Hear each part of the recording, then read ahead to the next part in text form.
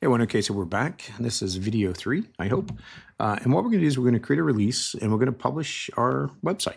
So let's make sure everything's clean. If you remember, we've got our data over here. We can leave this because the first phase is going to wipe that out. And then what it's going to do is it's going to take our artifact. Oh, we didn't use artifacts. If we used artifacts, we would. But it would take your artifacts and bring it down. And I may do that in maybe add a 4th video and just show you how to do artifacts, or I plan to do artifacts all by themselves. So what we're going to do is, in here is all of our automation scripts. I talked about how PII was a pain in the booty. This is the PII one. Again, I didn't write this script. It seems to work if you run it local. If I just kick off the batch script right here, it works. And of course I went there and changed all the logs. I mean all the hard code paths, right? People go, did you change paths? Well, of course I did. But for some reason, Nolio can't kick it off. So I don't really care. This is not about TDM. But we do have these other scripts. We have a publish job. It's going to create a generation job.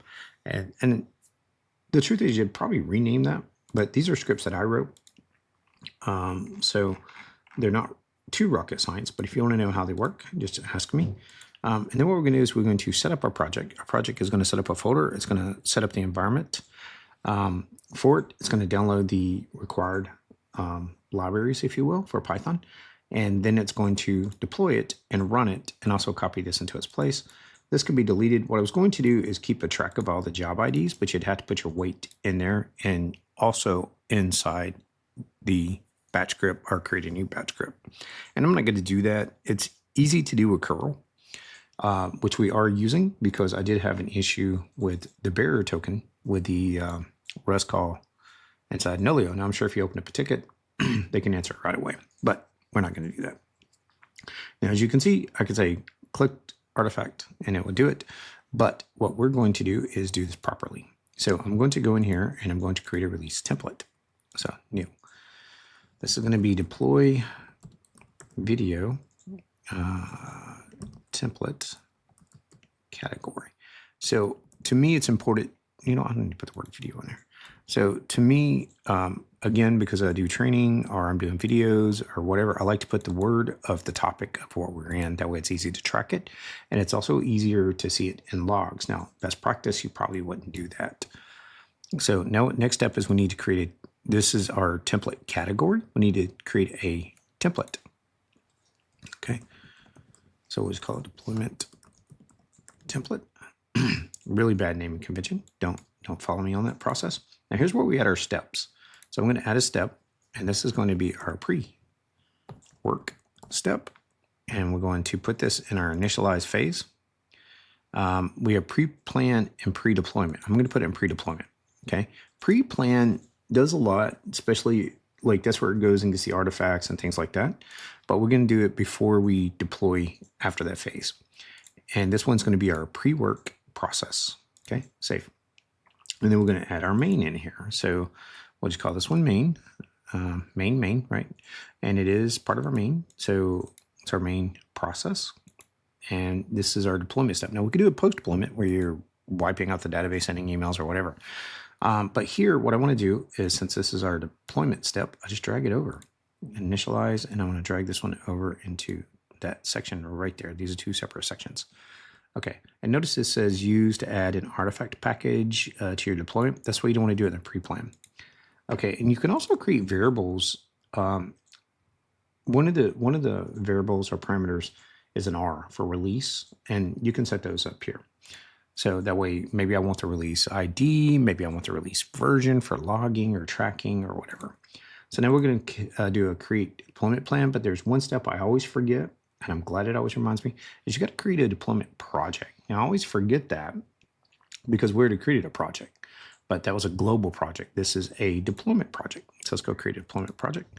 So we're going to call it release deployment, no release deployment project. It would have took an underscore, take spaces. It's not too picky in these names, but I'm picky. So there's that. Now we can go back and say new deployment plan, or we can just go back to the one we're at, but that's okay. We'll just kick it off from here.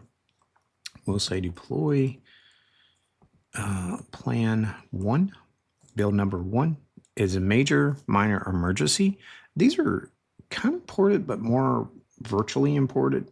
You know what I mean? Because I can do a minor and still kick it off. I can do a major and still kick it off. So it's more about logging there. We're going to create this from a template. It's the one we just created. So here, right? It's the only one we have. But if you have multiple templates, that's what's important. So these again are layers, okay?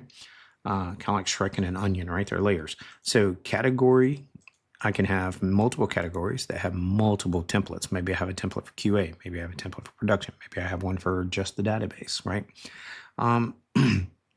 We'll talk about manifest later, but it's really, if you notice, it's really like here, if I have the parameters, I can export them, move them around, yada, yada, yada. Part of it's called a manifest. I can also add an artifact at this phase. I don't have one, but I could add it here.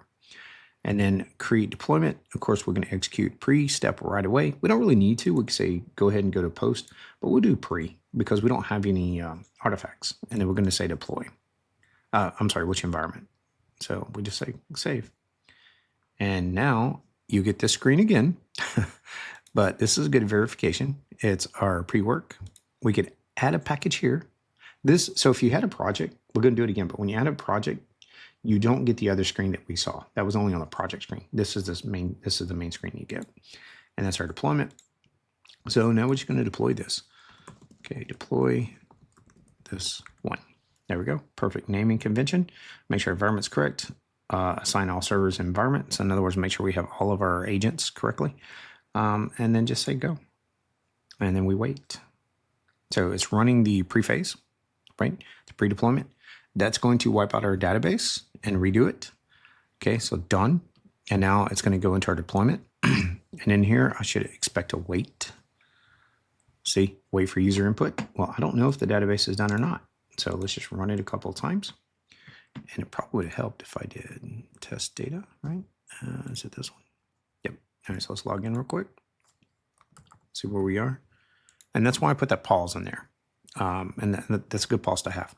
So submitted requests. This is a generator. It says complete. Is that today? Yeah, I don't think so. Refresh. Oh, you know what? I didn't change the token. Oops. So unfortunately, TDM is one of those where you have to change the token every day. I'll show you how to do that, and then we'll do it again. So we'll just say, you know what? We can do it real quick, can't we? No, because we already kicked it off. So we'll just say, yes, that's fine. The TDM piece is not going to be valid because unfortunately there is a, now this says is the PII. So it's important to read these, right? But these are the user inputs. But we do want to make sure this is done right. So we're going to go ahead and deploy this one. And then I said I was going to do another one anyway. So that one's done. So even if I go in here and look, temp, I should have my website here. And I do. I didn't do the virtual environment. So we need to look at that real quick. All right, so, but I am going to stop this video because I'm going to do my token and it should be in here, but this token right here, go ahead and show you, is invalid. So I'll stop this one and come back to it. Okay, so I changed the token. I did a deployment just to test. So now let's finish this up because we're almost done. So as you see, we now have our mock data. So we'll run it again just so you see what it looks like. So we're going to duplicate. And I just called it test 2. We'll call this test 3 and duplicate because none of the settings have changed. And we'll just say go. And we'll say yes. Now I'm going to do another video on how to do this through an API. And that's where these come into play at. So those are kind of very important to know. So it says waiting for user input. And we know that that's waiting on the generation job. I may cut the video right here just a little bit because this takes a little bit to run. But if I hit refresh, we notice it now submitted the job. So that's really cool. You can do that through API. I'm using curl, right? I did look at the REST. The problem is this uses a bearer token. And the parameters in bearer token, I didn't really see that option. It may be one of those that I didn't know just because I'm not a security person. I'm pretty sure 5 seconds would tell me the answer, but I don't really care that much because, again, this is not a TDM thing. So I may pause the video till this finishes. And the good news is, again, that's why we have our wait here. It's waiting for the user to say, my data generation is done. Oh, I guess we could run this real quick. Oh, I guess it's already running. So let's go back and hit refresh. Yeah, it's already completed. Sorry. I was going to say I didn't expect any data. So, but all right, therefore I now have to pause it. So now we're going to have to say yes, because I should have refreshed first so you could see that it wiped out the data, but that's okay. So now what we're going to do, we're going to set up our website. So this is going to run the other batch scripts. Oh, wait, first the PII, right? So let's just go, yes, we trust this, apply. Okay, so ta-da, it's done. Okay, so now let's go see if we have our website. I don't remember, that stinks, what the, I think I stuck it in a notepad. Let's see. Let's go look at our thing. So we have this information, right? I'm looking for, oh, this is what I need. Okay, so this is the path. Oh, localhost 5000, that should have been easy to remember. Go. And let's see if our website comes up. Oh, it does not. What happened? Let's go back to here, test out. Oh, it wiped out our environment. Okay, so I'm just gonna cheat on this, and I know why. I got those two in the wrong order. Oops. So we're just gonna do CD to there, and we can do it. Ella, nope, we're gonna do dir because this is DOS, and we're gonna do setup project, and then we're gonna say go. And this is what the other script did. I noticed that I did have I put the name in wrong, so it did this, and then it wiped it out right afterwards. So let's, because I tested a few seconds ago this way, and that worked, and I looked at the flow, everything was kind of good. So this is installing the pip. The only problem you may have is if it doesn't recognize Python, you'll just have to do a hard code path to the Python, and that might have been the issue too. So the good news is we have a standard out, but there we go. So that what that does is if we look in our test app, that just installs this. See, it wiped out the main that time. So, oh, you know what? The script does it. Okay, there we go. So I just need to clean up my script. So let's do this. Oh, it's got to start. Well, it should have started. Well, hop on. Oh, because it wiped it out, we now have to run the other one. So the other one is, that's why it's important to get these like in the right order, right? So now deploy and run. Deploy and run only copies that file over. Now we can do it. And the run actually does the Flask. That's all. Okay, so that was kind of dirty at the end, but you kind of get it, right? Who cares? This is just Tim being sloppy because he only built this in like a day. I will go back. Oh, that's TDM. I'll go back and clean those up, just so you know. I know what the issue is now, and I bet you that is the issue because each batch is probably cleaning this file because we validate that it exists. So we need to clean that up. And then the other thing that it probably isn't doing is if you look at my script, let's look at our web standard out. So that copies over, but it doesn't see the V and V to launch it. Okay, so that's cool. And then the web error, system cannot find path. Yeah, see, it can't find the Python. So when you run it through DOS, it picks up whatever's in your set up in your path variables, right? But whenever you run it through here, it's not looking at your path variables. So to fix that, it's a very easy fix. That was our setup, right? I would just have to put a right here where I'm calling Python. I just have to put the full path to Python, and that will work. So I'll do that later. If you want to see this again, just send me a message. But those will work. The point is not to debug my mistakes, but to show you how easy it is to do it in Nolio. So to do a recap, and then we'll end this. We created our application model. We created the right settings. We created different environments. We set up the agents. We did,